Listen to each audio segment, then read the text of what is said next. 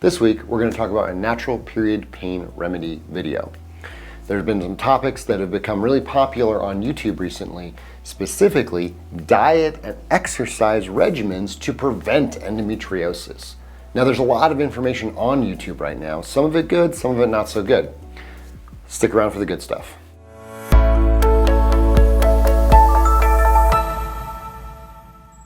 So we'll jump right into it. So women who have endometriosis are less likely to consume a diet that's rich in fruits, vegetables, omega-3 fatty acids, calcium, vitamin D, and trans unsaturated fats. Now, a lot of the effect that we're talking about here, we presume is due to the antioxidant effect of these different dietary elements, but you'll notice that there's not a specific recommendation for a certain diet there. These are just trends that we see are beneficial.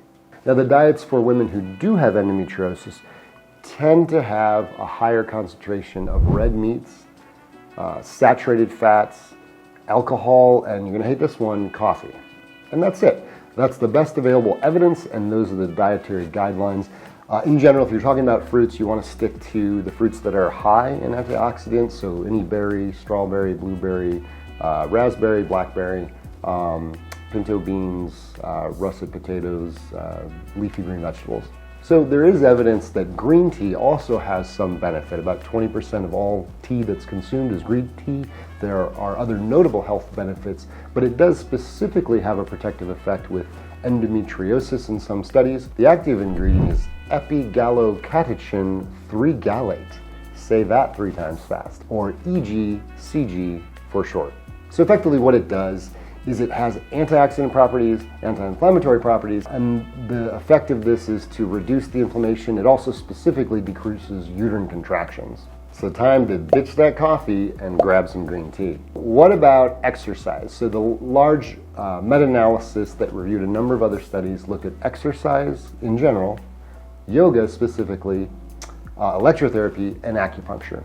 And although there again was no causal relationship, it did find a trend of benefit for all of those therapies, and actually a statistically significant benefit with acupuncture. So my number one recommendation, gotta be diet. We talked about specific diets to avoid and specific diets to embrace when it comes to endometriosis, but it really belies a much bigger problem in this country where we have billions of dollars of pharmaceuticals that are produced and prescribed every year, essentially because patients have neglected their diet for decades, and now they have metabolic syndrome and hypertension and diabetes as a result. Anything that is added to a food to prolong its shelf life will likely shorten your life. So try to stay away from processed foods, fried foods, and it's really just in the preparation as well. If you look at a normally prepared French fry at a fast food restaurant,